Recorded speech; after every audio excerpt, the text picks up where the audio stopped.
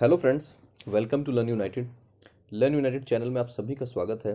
Daily GK and current affair के 6 दिसंबर के important questions को लेकर हम आप सभी के सामने हाजिर हैं। चलिए फटाफट वीडियो को स्टार्ट करते हैं। हिंद महासागर सम्मेलन का आयोजन कहाँ किया गया था?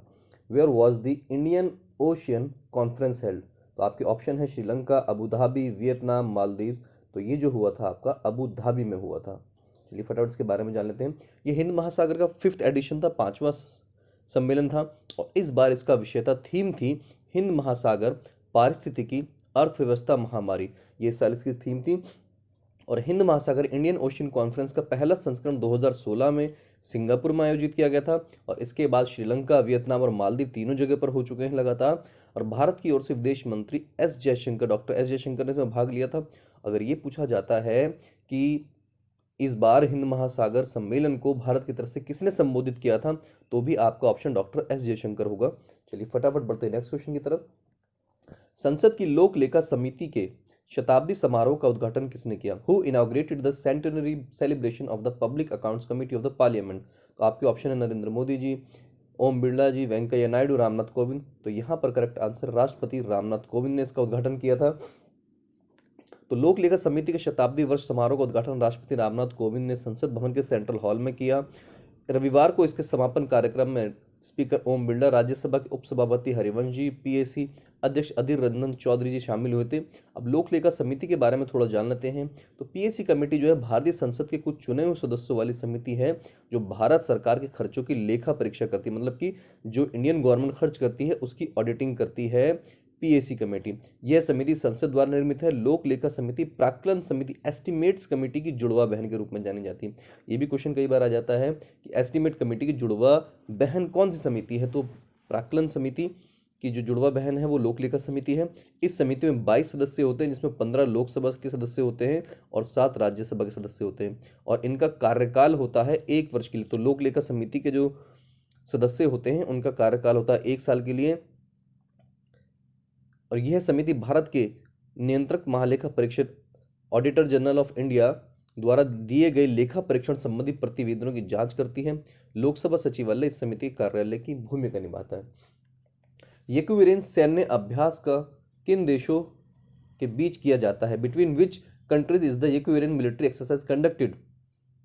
भारत और नेपाल के बीच में किया जाता है, नेपाल और भूटान के बीच में किया जाता है, भारत और बांग्लादेश, या भारत और मालदीव? तो यहाँ पर इंडिया और मालदीव्स के बीच में एक्विरेंस सैन्य अभ्यास किया जाता है। भारत और मालदीव के बीच एक्विरेंस सैन्य अभ्यास का 11वां संस्करण था ये, जो कि 6 से 19 दिसंबर 2021 तक मालदीव के करदू द्वीप में आयोजित किया। तो कहाँ पर किया गया? ये मालदीव में किया गया। भारत और मालदीव ने इसमें पार्टिसिपेट किया। और इसमें जो है दोनों देशों की सशस्त्र सेनाओं को भूमि और समुद्र दोनों पर अंतर्राष्ट्रीय आतंकवाद के खतरे को समझने, आतंकवाद और विरोधियों से निपटने की कार्रवाई करने के लिए, अपने जो अनुभवों को साझा करने और किस तरीके से काम करना है उसके लिए इन दोनों ने एक्सरसाइज की। भारतीय अंतर्देशीय जलमार्ग प्राधिकरण का अध्यक्ष किसे नियुक्त किया गया है? Who has been appointed as the chairman of inland waterways authority of India? तो आपके ऑप्शन है संजय बंदोपाध्याय, धर्मेंद्र एस गंगवार, उपमा श्रीवास्तव, जी अशोक कुमार। तो यहाँ पर करेक्ट आंसर है संजय बंदोपाध्याय जी को inland waterways authority of India का अध्यक्ष नियुक्त किया गया है। नेक्स्ट क्वेश्चन चलते हैं। राष्ट्रीय स्वच्छ गंगा मिशन के महानिदेशक पद पर किसे नियुक्त किया गया है? Who has been appointed as the director general of the national mission for clean Ganga? तो आपके ऑप्शन है जी अशोक कुमार, ज्योतिका पाटणकार, धर्मेंद्र एस गंगवार, उपमा श्रीवास्तव। तो यहाँ पर करेक्ट आंसर है जी अशोक कुमार जी को क्लीन गंगा मिशन का महानिदेशक चुना गया है। अब कुछ और अदर इंपॉर्टेंट अपॉइंटमेंट्स हुए, इनके नजर डाल लेते हैं। Director general national mission for clean Ganga ji Ashok Kumar, central provident CPFC के employees provident fund organisation Neelam Shammi Rao ji को बनाया गया है। Director general national productivity council department for promotion of industry and internal trade Sandeep Kumar Nayak ji को बनाया गया है। सेक्रेटरी बनाया गया department of border management Dharmendra S Gangwar को। Secretary national commission for schedule caste Upma Srivastava जी को बनाया गया है। Secretary central information commission Jyotika Paranakar को बनाया गया है। Special secretary ministry of food processing industries Anita Praveen ji को बनाया गया है। Additional secretary department of commerce Amit Yadav को बनाया गया है। कैबिनेट सेक्रेटरी एडिशनल सेक्रेटरी जो है कैबिनेट सेक्रेटरीट के आशीष श्रीवास्तव जी को बनाया गया है।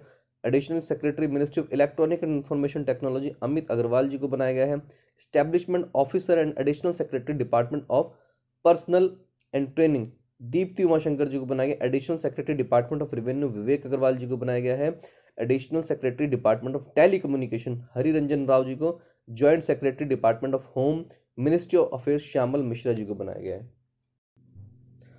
किनारा कैपिटल ने किसे अपना आधिकारिक ब्रांड एम्बेसडर नियुक्त किया? Who has been appointed by Kinara capital as its official brand ambassador? तो यहाँ आपके ऑप्शन है रोहित शर्मा, MC मैरी कॉम, जोशना चिनप्पा, रविंद्र जडेजा। तो यहाँ पर रविंद्र जडेजा जी को किनारा कैपिटल ने अपना ब्रांड एम्बेसडर नियुक्त किया है।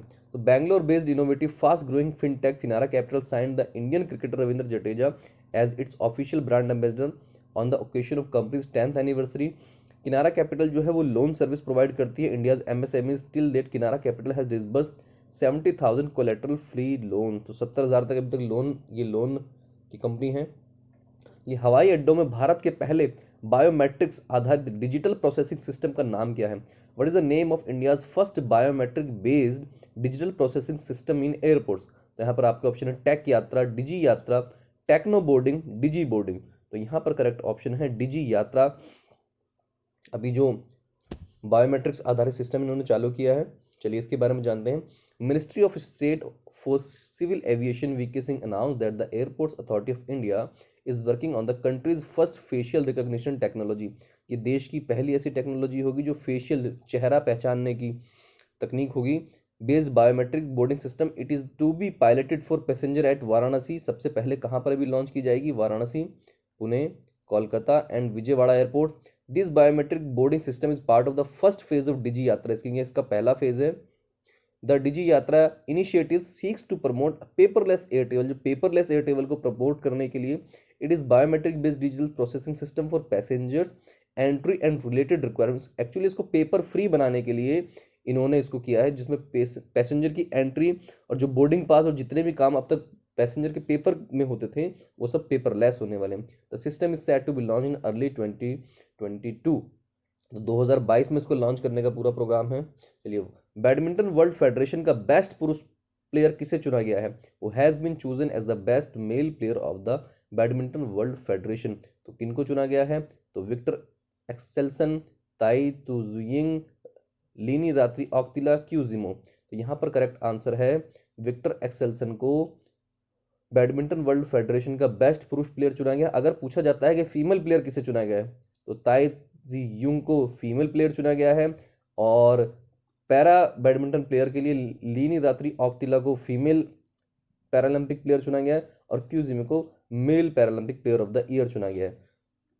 चलिए यहाँ पर इनकी फोटो देख लेते हैं। ये विक्टर जी की फोटो है, ये ताई युंग की, ये लीनी रानी ऑक्तिला, और ये क्यूजिमो की फोटो है। तो यहाँ पर आप देख सकते हैं इन दोनों को पैरालंपिक के लिए चुना गया है, और ये male best player of the year and ये female best player of the year, और ये male paralympic best player of the year, और ये female paralympic player of the year. तो आज का जो प्रश्न है वो है आपके लिए 1971 charge of the Gorkha and other stories पुस्तक के रचयिता कौन है? Who is the author of the book 1971 charge of the Gorkhas and other stories. तो आज के लिए आपके लिए इतना ही है। प्लीज़ अगर अभी तक आपने इस चैनल को सब्सक्राइब नहीं किया तो चैनल को सब्सक्राइब कीजिए और लाइक कीजिए, और ज़्यादा से ज़्यादा इस वीडियो को शेयर कीजिए ताकि इससे डेफिनेटली आप लोग बेनिफिट उठा सकें। और इस जो आज का प्रश्न है इसका आंसर हम नेक्स्ट वीडियो में आपको देंगे। चलिए, thank you so much guys for